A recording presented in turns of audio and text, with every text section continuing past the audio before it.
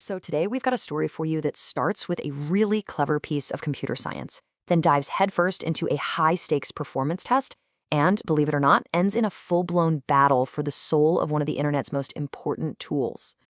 To really get what this is all about, we have to start with the need for speed. It all boils down to a problem that every single one of us gets, and that is waiting. I mean, it's that simple, right? It is a universal truth.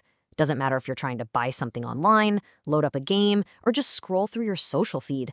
Lag is the absolute enemy. It is the one problem that drives so much of what happens in modern software. And just look at this. This gives you an idea of the sheer scale we are dealing with. We're not talking about simple little websites anymore. These are massive, globally distributed systems that are juggling incredible amounts of data. And to handle all that and still give us the speed we expect, developers have a crucial trick up their sleeve called caching. Okay, so let's get into a really elegant solution for a super common problem you see with caching. This is one of those times where computer science gets seriously creative to solve these huge challenges. Just think about this for a second. Trying to keep billions of usernames in your fastest computer memory would be wildly expensive. And hitting a giant database for every single letter someone types into a sign-up form, that would be painfully slow. So, how do you pull it off? Well, the answer is you use something called a Bloom filter. Now, it's a probabilistic data structure, which is just a fancy way of saying it thinks in terms of probably instead of definitely. See, it doesn't store the actual username. Instead, it creates this tiny, unique digital fingerprint for it, called a hash. And that is the secret to its magic. And this, right here, this is the core trade-off. It's the whole deal with a Bloom filter. It can tell you with 100% certainty if something is not there. But if it says an item is there, it's really saying it's probably there. There's this tiny, predictable chance that it might be wrong. That's what we call a false positive. So you might be asking, why would anyone ever accept that uncertainty? Well, the answer is right here on the screen. You get these massive, almost unbelievable savings in memory. To get an error rate of just 0.01%, you only need about 19 bits for each item. Now compare that to over 320 bits you'd need to store something like an IP address in a regular database. The efficiency is just staggering. And look, this isn't just some abstract computer science idea. This whole trade-off, it powers tons of features that you use literally every single day. Let's take a look at a few of them. So when you're signing up for a service, probably yes on a username just means the app needs to do a real, more expensive check on the main database. But a definitely no, it can give you the green light instantly, which saves a ton of resources. It's the same idea for making sure you don't see the same ad over and over or for flagging a weird transaction. It's like a super efficient gatekeeper. And when you're working at that kind of scale, the performance of the system running these checks is absolutely critical. All right, so we know this tech is a big deal, but how do the different systems that run this stuff actually perform when you put them under pressure? Well, a recent benchmark put 3 of the major players to the test. So, in the ring, we've got Redis, the big name, the one everyone knows, famous for its simple, single-threaded design. Then you've got Dragonfly, a newer, multi-threaded player that's built to be a drop-in replacement for Redis. And finally, Aerospike, a distributed database with this really unique hybrid memory setup. So, 3 very different ways of solving the same problem.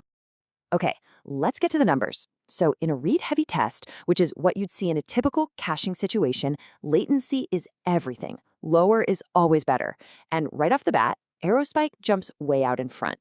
And what's surprising is that Dragonfly, even with its multi-threaded design, actually has the highest latency of the bunch. Now, when we flip over to a write-heavy workload, things get even more interesting. You can see all the systems actually perform better, which kind of makes sense with efficient sequential writes. But the ranking, it stays exactly the same. Aerospike is still holding on to a really significant performance lead. But wait, performance is only half the battle here. Check out the memory usage after the test. The difference is honestly just wild.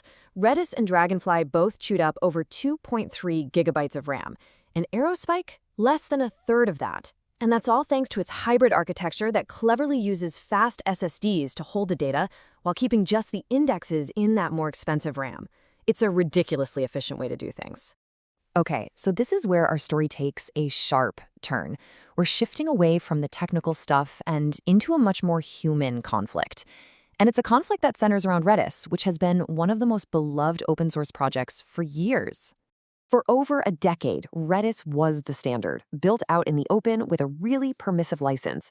But just recently, the company that manages the project changed that license, which basically stops the big cloud companies from offering it as a service without a commercial deal. And that, well, that struck at the very heart of the open source spirit. So the community's response was swift and decisive. They forked the code and created a whole new project called Valky. And this table right here, it pretty much lays out the new reality. Valky is all in on a truly open source license and being led by the community. Redis, on the other hand, is now a commercially driven project. And from a tech standpoint, Valky is already looking to push past what Redis can do, with big plans for things like enhanced multithreading. And listen, don't think for a second that Valky is just some small protest project. It has the backing of some of the absolute biggest names in technology.